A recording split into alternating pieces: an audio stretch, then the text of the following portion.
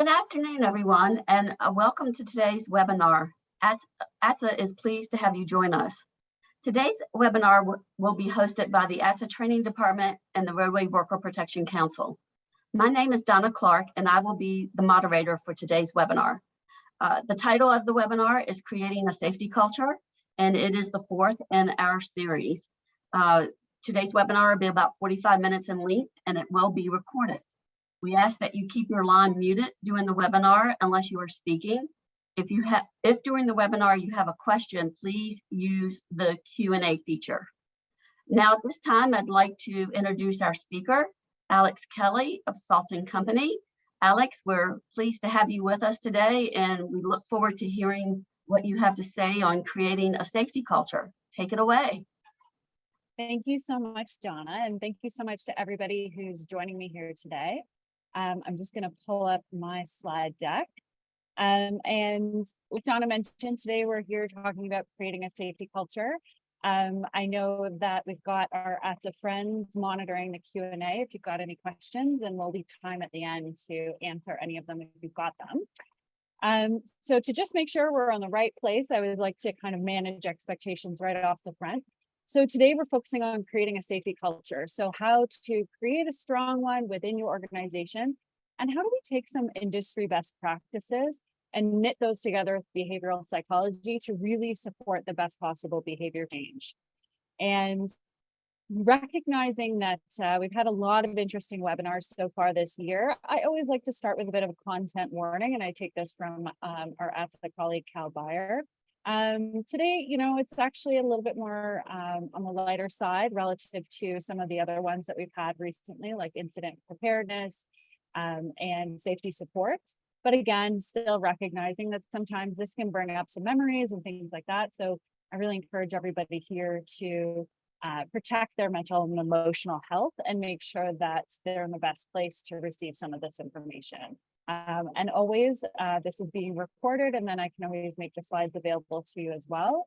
So if you do want to step away, don't worry, the information's here for you if you want to come back to it. So today's presentation, like I mentioned, we're talking about creating a self-safety culture, and it is a little bit lighter because we're talking about people, we're talking about organizational behavior. So I've woven in some of these little comics rather throughout, and I love this one here. And if you can't see it, it's a woman working in an office, typing away. It's kind of a mess of an office, and somebody comes in carrying a big stack of papers. And the caption bubble from the worker says, just put those safety awards on the table. And I thought that this was a perfect sort of summary of how some businesses tend to operate. It's really easy to get the awards and tick all the boxes, but sometimes you got to look around and clean house a little bit, because what you may sort of receive accolades for in terms of safety may not actually mean that your day-to-day practices or your safety culture is top-notch. So we're going to talk about that and a lot more today. A bit of an overview. I'll tell you who I am, as well as power of words, why safety culture matters, some of the foundations of safety culture, and that hooks into the behavioral psychology piece, and then tools of the trade. What are some actual takeaways from today? So to give you a bit of background on me, like Donna mentioned, I lead Sept Company, and we are a strategic partnership and communications agency. And I have dedicated the bulk of my career to injury prevention, health promotion as it relates to road safety and transportation. So I'm delighted to be part of the Roadway Worker Protection Council at ATSSA. I did lead Canada's first Vision Zero Advocate Institute, and I've worked with a lot of different groups across the transportation spectrum, from rideshare like Uber, working with road safety and traffic signs and supplies with ATSSA traffic. Worked with some of our insurance providers for personal and auto insurance on the digital side. So I've touched a number of different areas of transportation and safety, but one of the sort of experiences I'm going to share some stories with you today is related to my time at one of Canada's national injury prevention charities. And we looked a lot at the intersection of health promotion and behavior change alongside, tips and tricks and tools. And I've woven some of that in here today. Just so you know, I come from a totally different background than a lot of my DOT colleagues from ATSSA who are on the line today.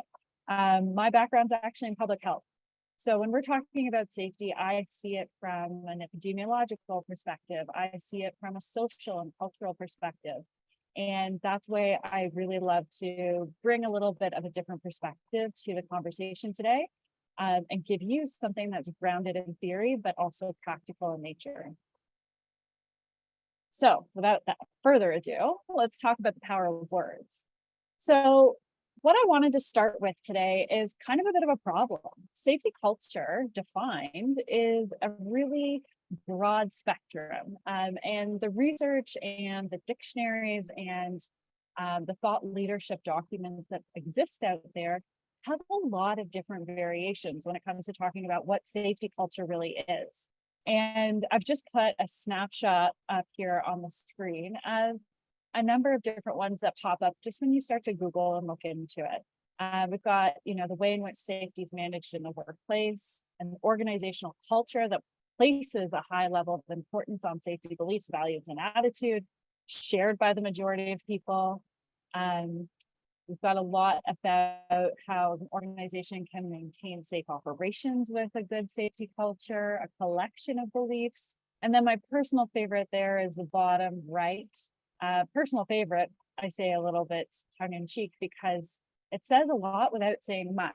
Your workplace health and safety culture, proactive management of health and safety, and health and safety performance are interlinked.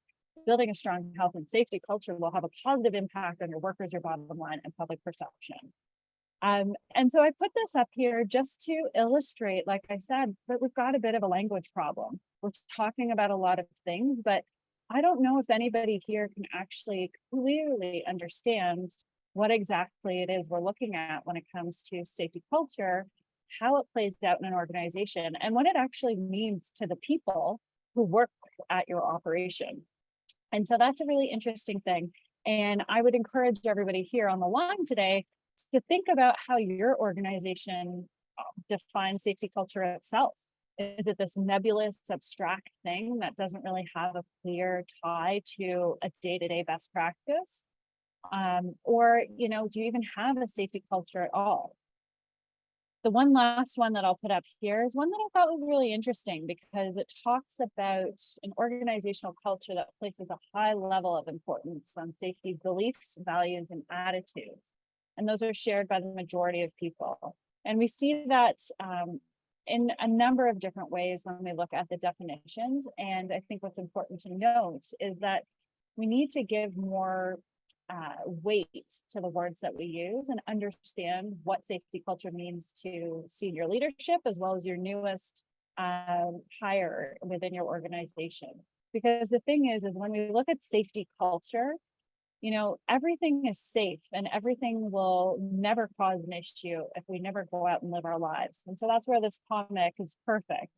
This machine is perfectly safe as long as you don't hit this button, and the button is the on button. And so if we don't do anything, then inherently we'll be safe. But the thing is, day to day, particularly in the transportation world, when our colleagues go to work, it's a dangerous environment from the get-go. Just the nature of showing up and going has risk. And so we really need to think about what culture means to those folks and how we show up and provide it for them and foster that culture every single day. So I wasn't happy with the definitions that we had.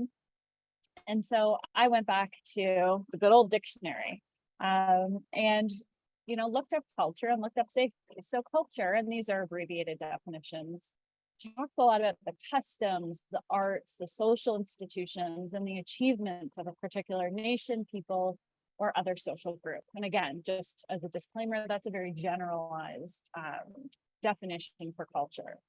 And then safety is the condition of being protected from or unlikely to cause danger, risk, or injury. And there's a couple of interesting things here. So I love the safety one because we're talking about protection, but then also mitigating or reducing the risk of somebody else doing something that may cause harm to someone else or themselves. So we never often think about safety in terms of a two-way street, in terms of, something you need to protect yourself from, but also protect others against.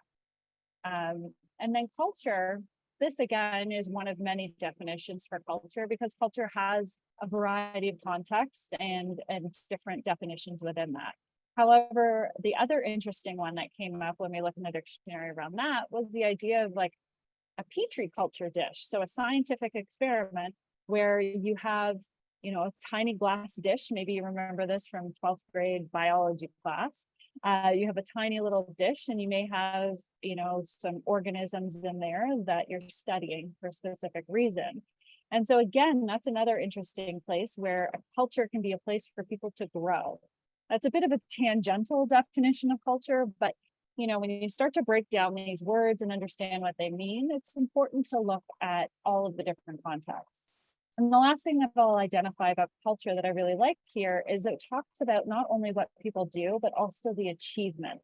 And so when we talk about safety culture, it shouldn't just be something that's on your senior leadership team's to-do list, get a safety culture, enforce a safety culture. But how do we also celebrate when we've actually met milestones that allow us to identify that safety culture is a real thing within our organizations? And we'll talk about that throughout. So if we mash these up together, it's a bit of a clunky idea. Customs, institutions, and achievements that protect people from the potential of experiencing or causing danger, risk, or injury. I think we could do better. So I shortened that. And the one that I was working with today is what we do to protect our people and mitigate risk.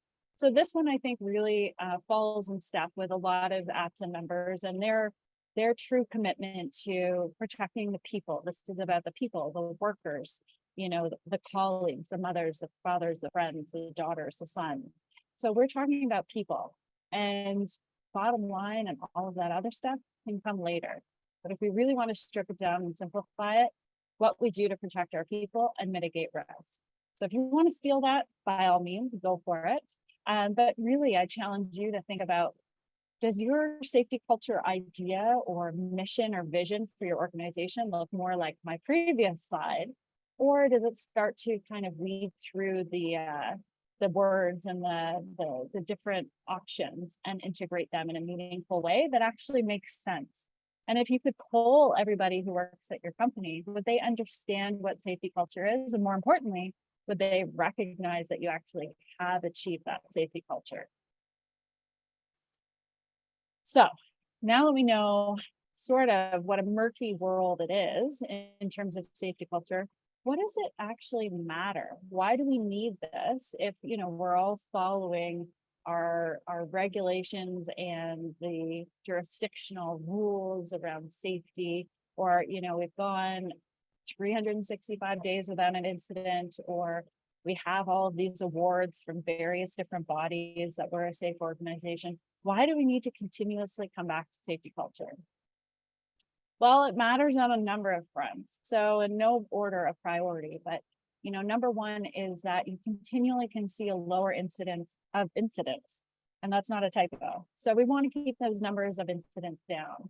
So you have safer employees and job sites. It increases your credibility as a company, and it also ensures that you actually have productive, successful completion of your jobs, whether that's a contract with the city, or it's a private contract, or you're just trying to complete a job for another sort of horizontally related company.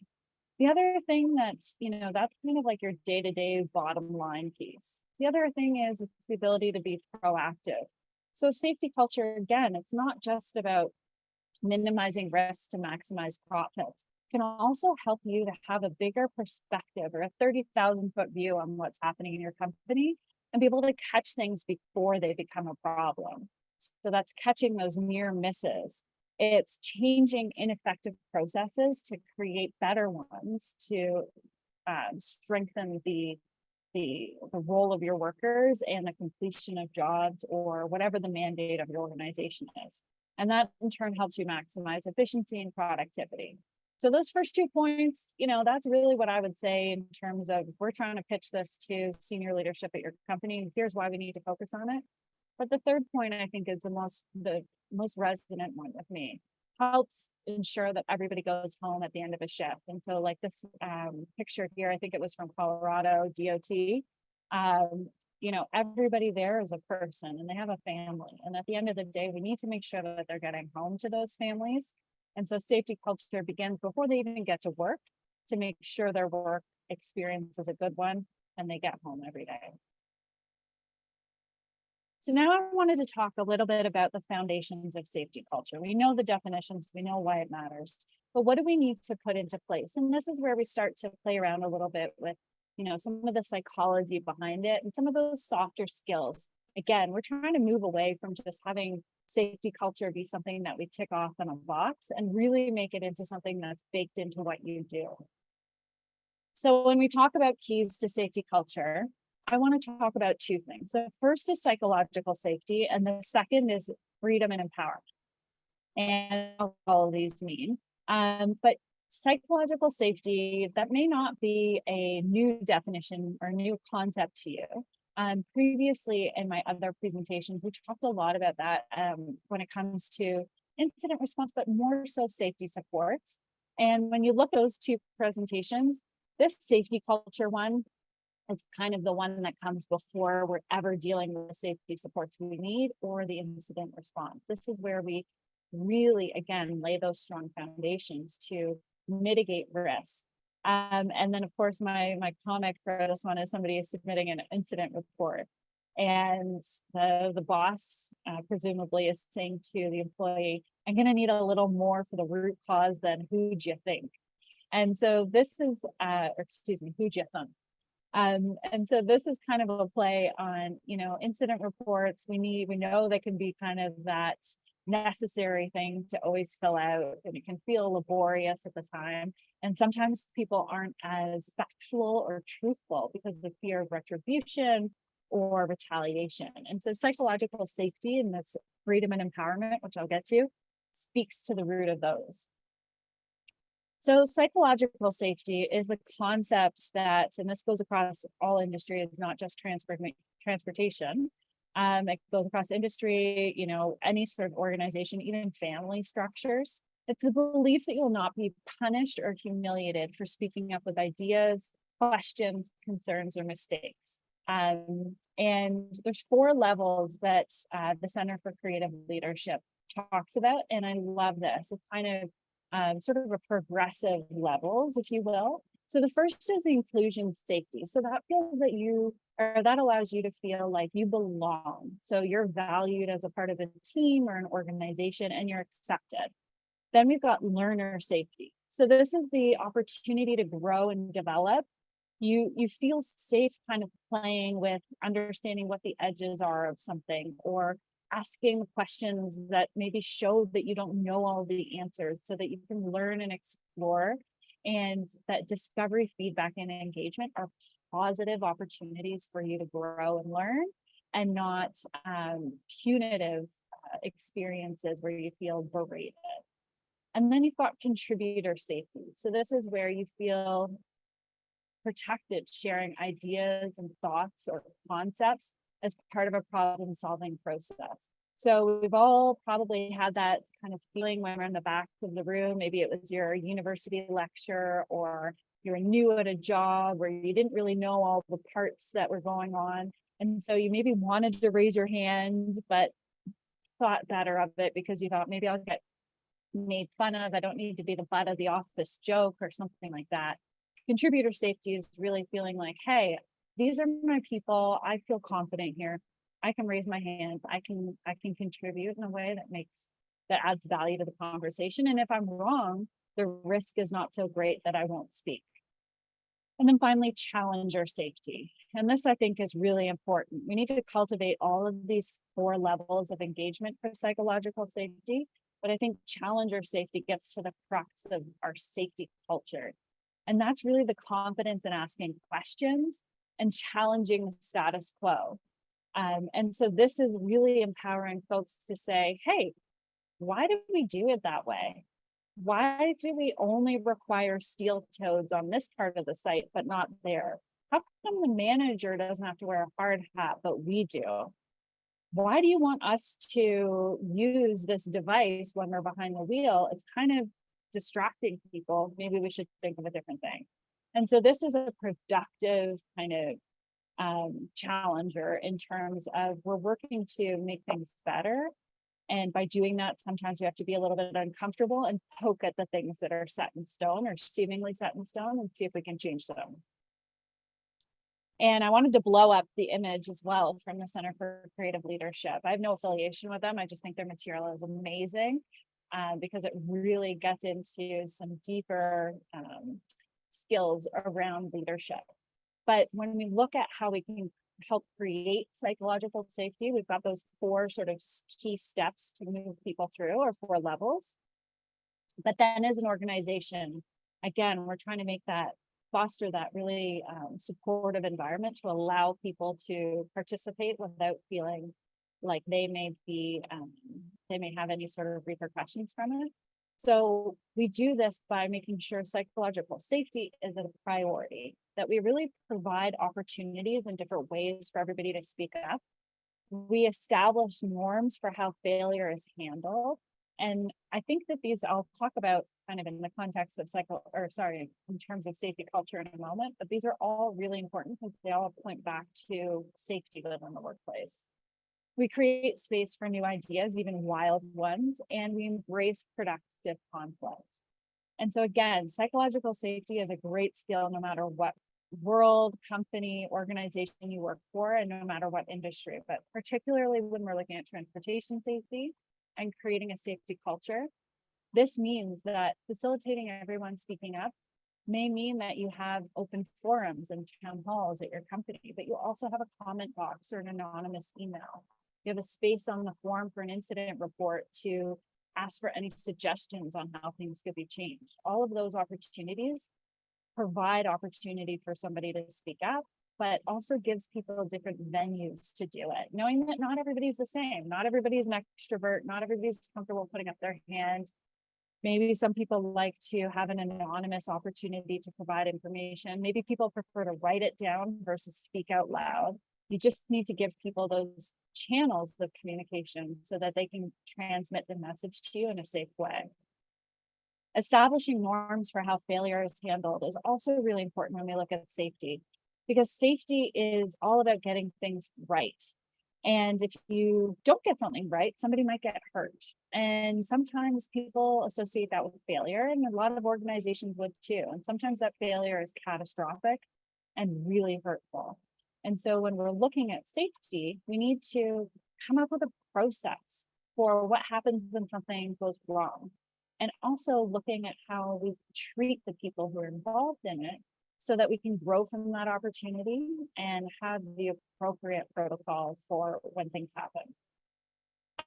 Then creating space for new ideas. So again, this is acknowledging that the way that we've developed our processes or protocols for years prior, whether that's a safety protocol, a training protocol, sometimes we need to really examine whether or not those are the right way to do things and come up with new ideas. So a really fascinating one that I've seen around transportation has been the gamification of safety training. So acknowledging that people are on their phones 24/7 a day, or 24/7. And we know that if you're perhaps hiring summer students, which I know that season is beyond us now, but if you're hiring occasional workers or part-time workers, maybe they're younger, there is a trend in the workplace, or just people require their phones more often.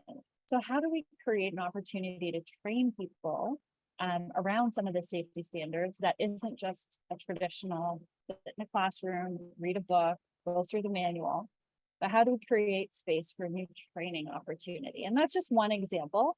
And the thing here is opening up the doors for people to give their feedback and create a safety culture that resonates with the way that they want to learn or operate or engage with people. Because if it's static, people won't have that buy-in. And then finally, embracing productive conflict. Sometimes we don't get things right, and that's okay. And with understanding that things aren't right the first time. And so creating, again, that space for people to have those productive discussions can, again, really help to lay a foundation where people feel comfortable coming to you and saying, hey, I'm really concerned about what's happening on my job site. And here's some ways that I see it could be better, and I need help. All of those phrases are key markers of psychological safety because it really relays the comfort level that somebody has coming to a boss or a colleague or manager with suggestions on how to make things better. Because the last thing we want to do is have people feel like they can't speak up and they can't identify an issue when they've got one. And then the other piece of the foundation that I like to get into is the idea of empowerment and freedom.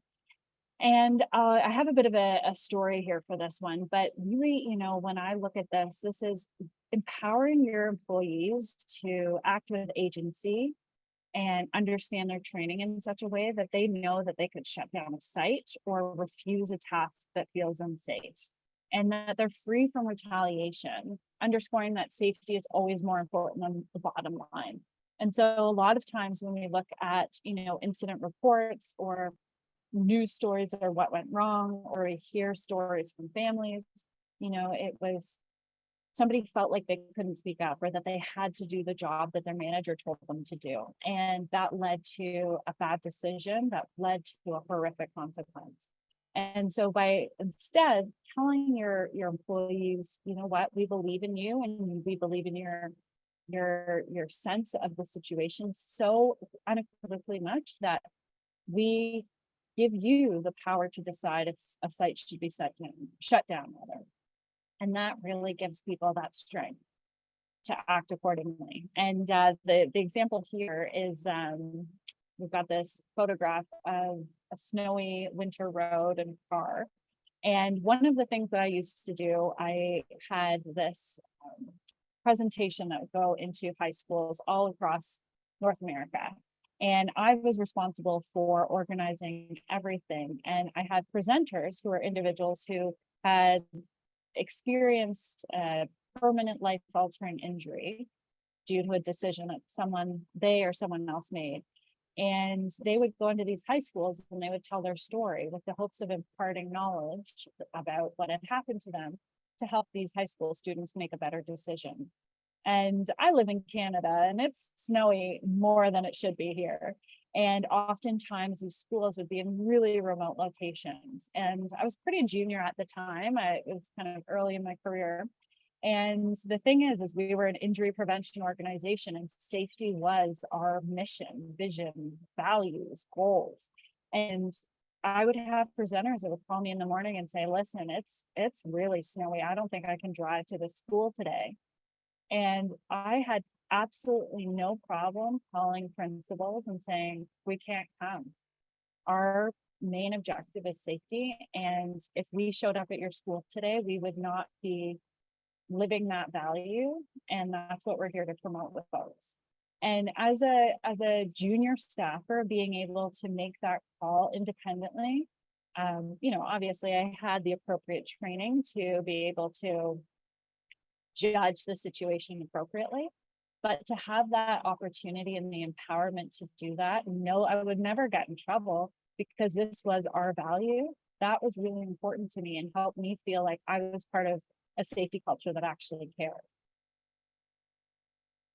So now we've gone through all the foundations and I wanted to get into some of the tools of the trade just before we wrap up here. And these are really kind of some of the best practices that I would recommend. And, I'm sure that you could probably all lengthen this list. And that's where I'd really encourage discussion either after or within your organization on kind of taking these as inspiration and expanding on them. So I'm going to go over about 5 different tools of the trade. And these are intentionally ambiguous names here because I don't want to give it all away off the top. But starting from the top, power of language, beg, borrow, and steal, weave it together, and regular checkups. So the first thing is starting from the top. And I have this image of, I guess it's foosball. I don't know, the little table soccer game. And, it's important to me because when I think about an organization, one of the most important things is we tell our junior employees or,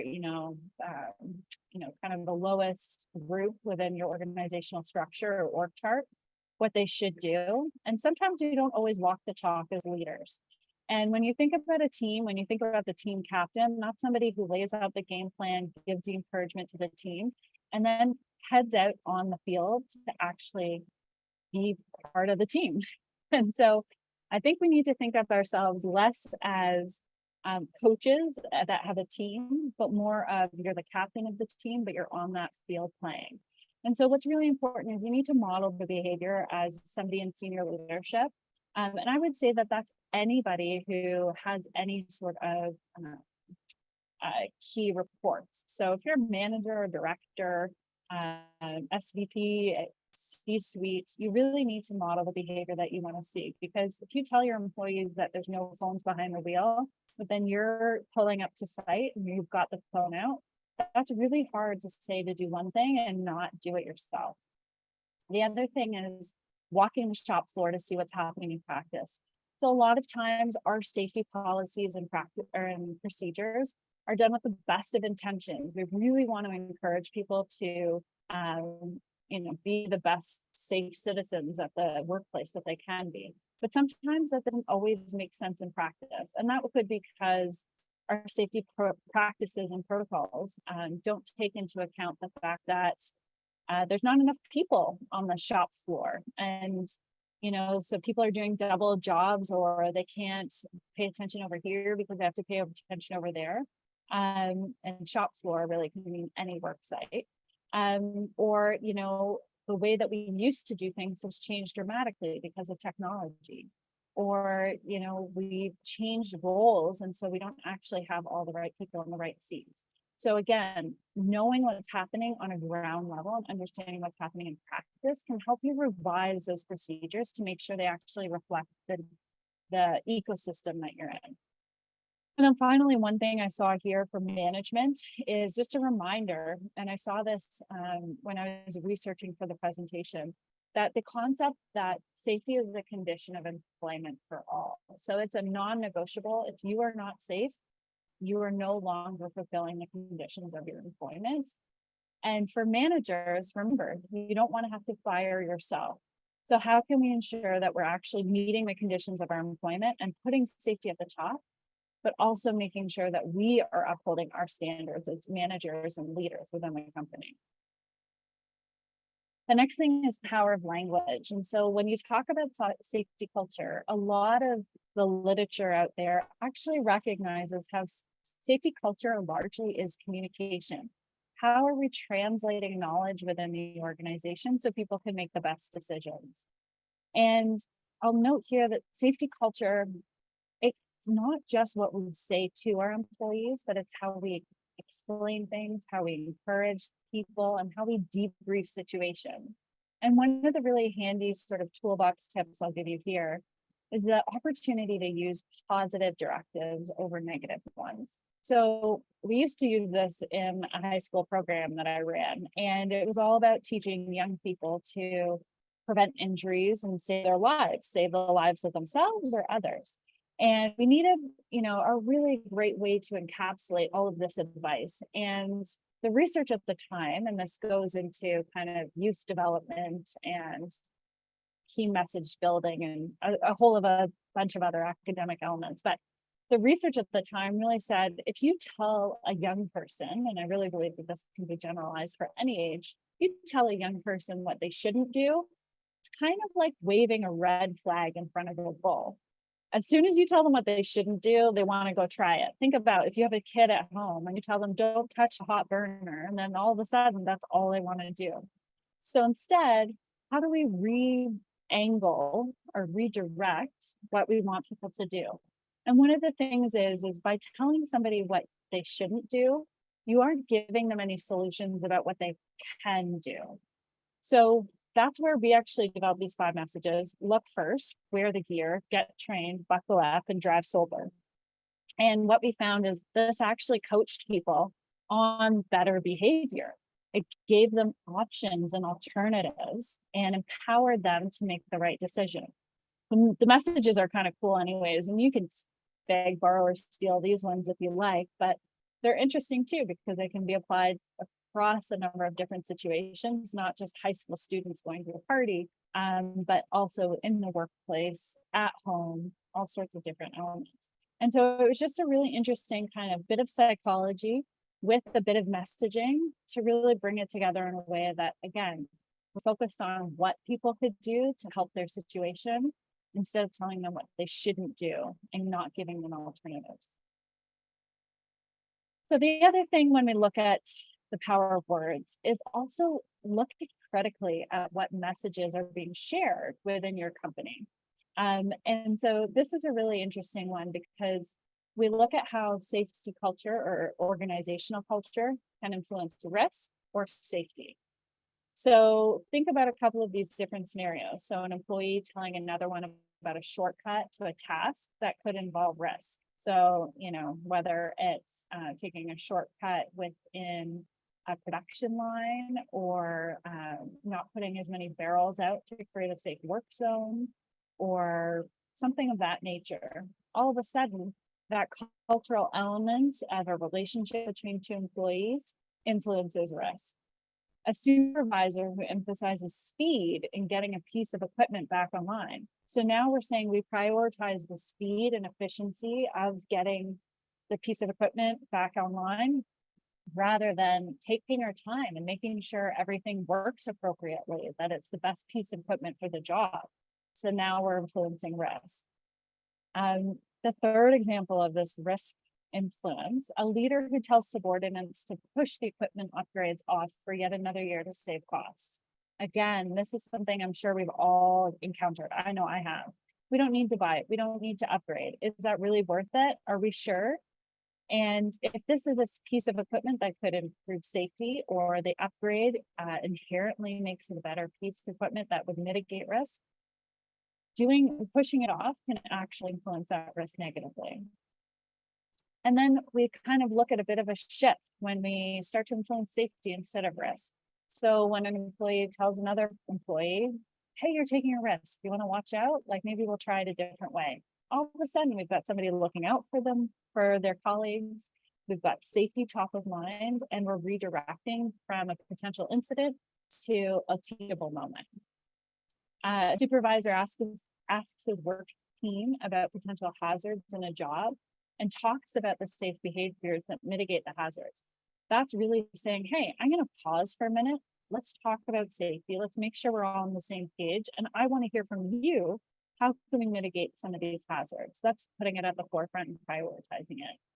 And then finally, a leader asks his subordinates about safety implications of budget decision. So this is the flip or reversal from the previous or the earlier one. What can we do to invest in safety in our organization and make sure it's on the budget? So again, think about some of the situations in your organization and how would they maybe influence risks and encourage risk, maybe in a subtle way, or how do they encourage safety or influence safety? My next toolkit item is beg, borrow, and steal, and I love this one because sometimes we really get stuck in a bit of a rut. We do the same training every year. Every new intern cohort that comes gets the same preamble. We send out the same safety messages in our monthly newsletters. Nothing really ever changes. And so sometimes we need to look outside our industry to come up with some new ideas. And so one of the things that I love is the whole idea of a briefing and preparedness. And I especially love this for an application where we've got folks going to a work site every day. And things are constantly changing or dynamic or things are coming up all the time. And so we need to look at how we prepare for those moments. So some of the different industries that I love, construction, there's the idea of a toolbox talk. So, once a week, it's that construction group getting together and they have a topic and they discuss about safety and it's an opportunity for key learnings. Sports, obviously, every time before some group goes out on a field or the ice or the pitch, reviewing a game plan. What are we going to do today? What's our tactics? Who's going to be where? And they walk through it.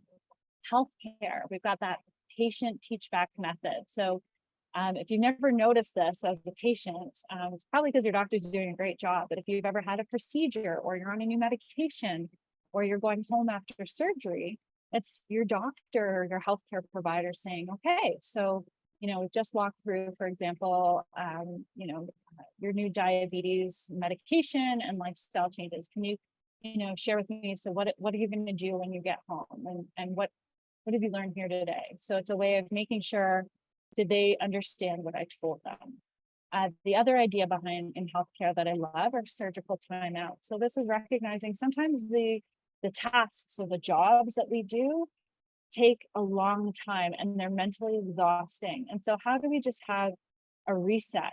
So maybe it's scalpels down. I don't know, I'm not a doctor, but scalpels down, stepping away from the table for a moment and saying, okay, are we all good?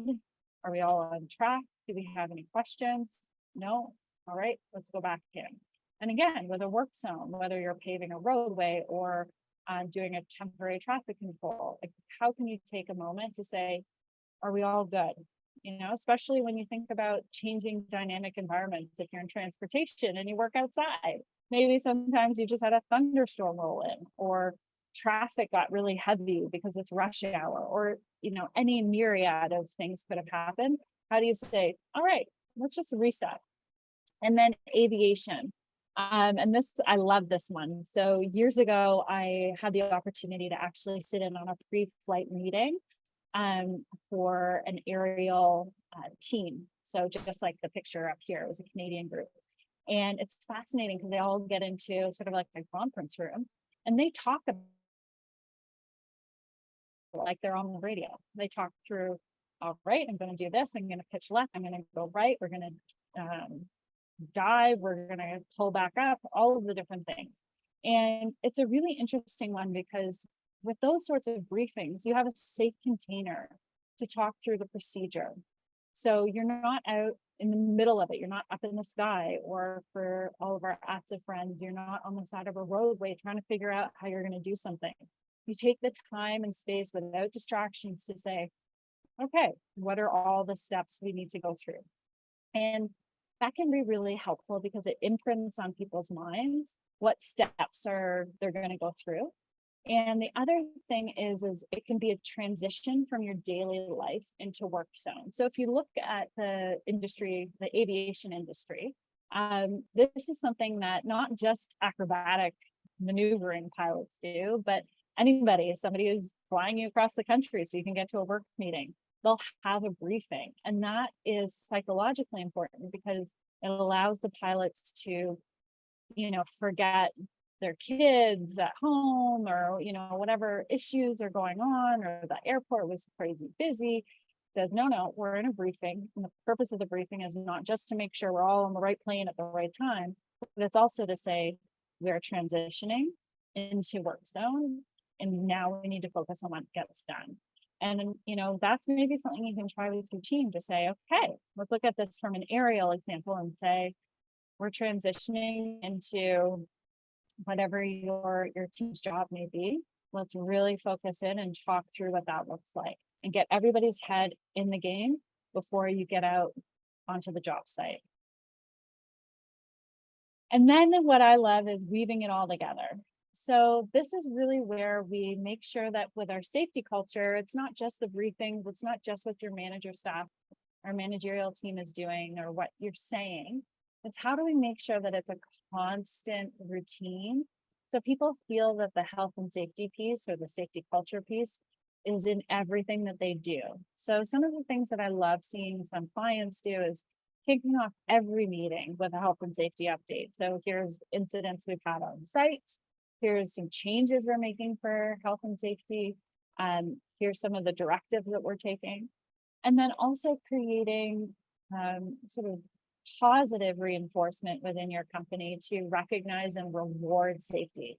So, if there's a tremendous push to update your protocols, or a team really went above and beyond to make sure that they secured safety within a site, rewarding those people so that people see safety as a good thing and not an onerous thing or an inefficient thing or a boring thing. And it's really, really important also to, again, weave that in and provide the updates throughout the entire company so that people understand them and see them as positive. The other thing is regular and varied training. So we all get training when we start a new job and we need it, we're new. But I think a lot of times we can discount how many new opportunities there are, even if you've been at a company for 10, 20 years. So you may do your new person training, but maybe now they're working on new equipment. Do they have the right training for that?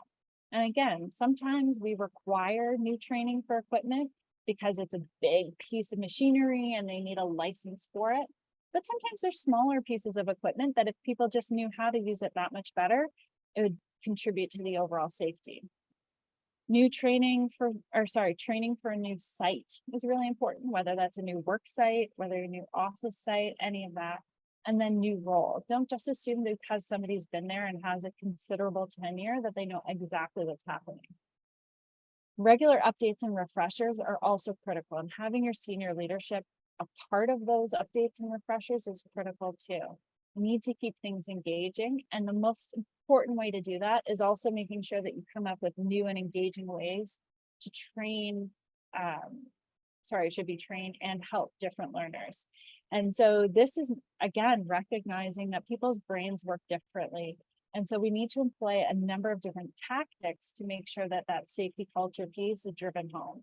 So you could have a training like this, a webinar. Some people love this. Maybe you have posters up. That's a passive form of communication. Really helps people to, see it in fresh eyes. Maybe you provide emails. Maybe you have an app. Maybe you have one-on-ones and have safety with this manager and employee. All of these different ways, there's video training, there's online stuff. How do you come up with different ways to support the different ways that all of our brains work? And the other thing here is the regularity of it. And that's where I love this comic. So somebody's obviously gotten a little banged up at work and they're all covered in bandages. And their spouse is saying, guess what you forgot to take with you this morning? And it's a hard hat. So again, recognizing we can't just tell somebody something once, we need to tell them a number of times, and telling them in different ways helps keep them engaged in the learning process as well, rather than tuning it out. I'd hedge a bet to say in this comic, the wife probably says every day, take your hard hat. And maybe telling him in different ways would be more beneficial, because sometimes I'm sure we're all guilty of sort of tuning it out. And then finally, weaving it together with clear documentation. So near misses is something we talk about a lot in the safety world, and that's just as important as an actual incident, because there's so many key learnings that we can derive from that and change policy based on it. So we need people to tell us when a near miss happens. So again, looking at your safety documents and making sure that you have space and you have a process to capture those near misses. And then also taking whatever happens in an incident, and we talked about this last time in safety supports, to share key learnings and update your organizational policy. So those incident reports are useless if they just sit in a filing cabinet, whether that's real or virtual.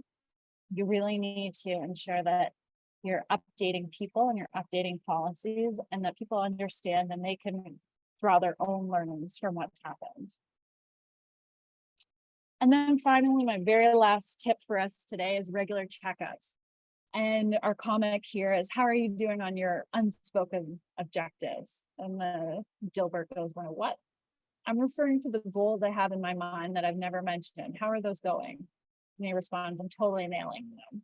And I love this this comic rather, because it talks about feedback in a way that sometimes we don't share our feedback. We don't ask for feedback, and therefore we're never satisfied with how things are going. So we need to understand, how well are you walking the talk? How are you really doing on your safety culture? And sometimes we need to ask for feedback, and it'll be uncomfortable, but it allows us to improve. So this means auditing your team and your processes to make sure that they're still what you need. It's asking employee satisfaction surveys and reports, including questions in there to say, what is our safety culture? Do you know it? Do you feel safe at work? How could we do better?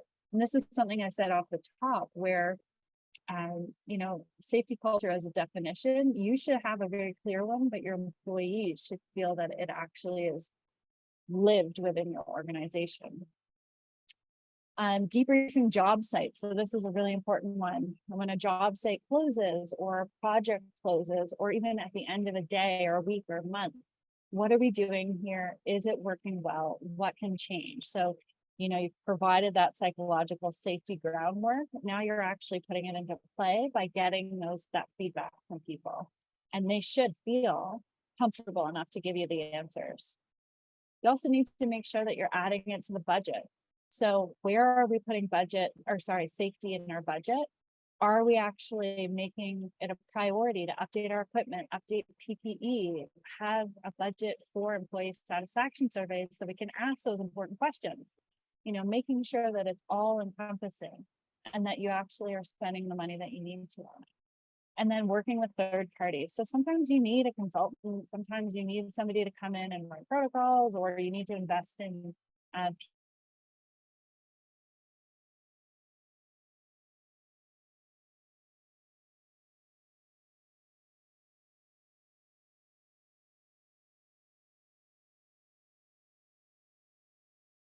So really, that's in summary. Regular checkups can help you make sure that this isn't just a one and done kind of thing. This is really an ongoing opportunity to build a safety culture that's always evolving. So I think that's it for me. So I know that there's a couple of chats. I know we're at the end of our time, but if there's any questions, my email is there, and Donna, I'll hand it back to you. Alex, thank you so much for that presentation. There's a lot of good information packed into those 50 minutes or so. We do have a few minutes for Q&A, and I would remind you, if you have a question or comment for Alex, go ahead and type it into the Q&A feature, and we will get it to Alex and see if we can get an answer for you. In the meantime, Alex, I was really interested to see the chart where you talked about providing incentives and rewards for safety. Can you talk a little bit about any kind of programs that you've seen other companies do to reward their employees for demonstrating good safety measures?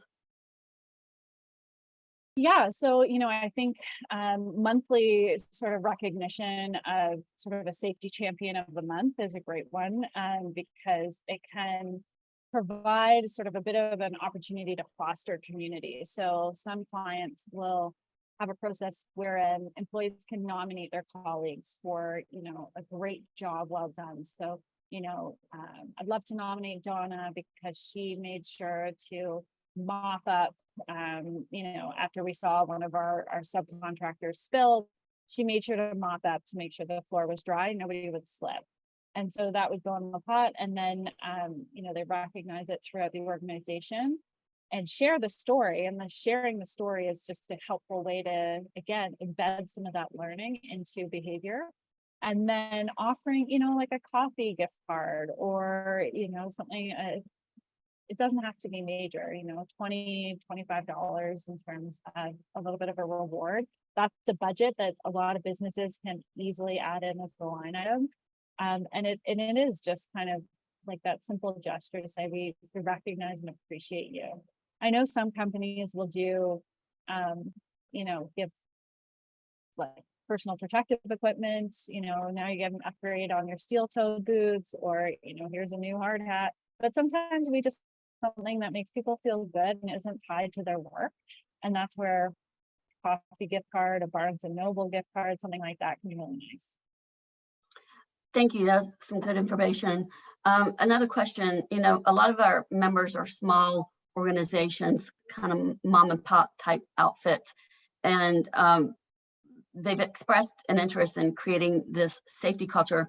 They don't know where to start. Are there companies or organizations, consultants that they could reach out to that could come in and, I don't know, maybe provide some type of audit or help them get started on this path of creating the safety culture?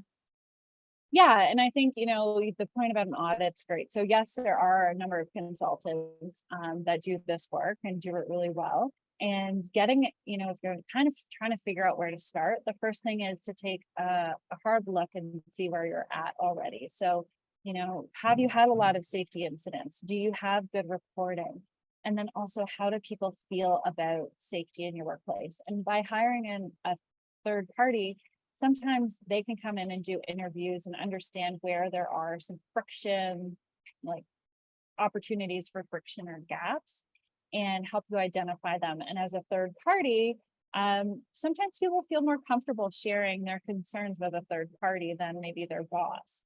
So that could be a really great place to start. And then from there, you have that baseline data to start to move in and address some of the key issues impactfully, instead of just kind of throwing stuff at the wall and seeing what sticks.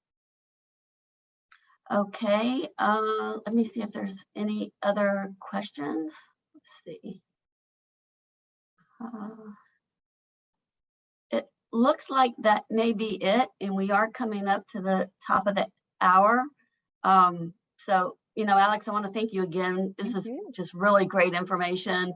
And as I mentioned at the beginning of this is the 4th in our series. We have one more, which is going to take place on December 6th, and that topic is going to be sharing safety.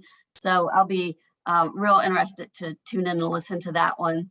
I would ask that the participants please take a few minutes to complete the survey that should be up on your screen shortly. And again, if you have any additional questions for Alex, or if you think of anything after this webinar, just let us know, and we'll get you in touch with Alex. Alex, thank you so much for your time today and all of this really good information. We greatly appreciate it. And of course, we look forward to hearing the webinar on December 6th. Looking forward to it. Have a great day, everyone. Great. Thank you all. Stay safe.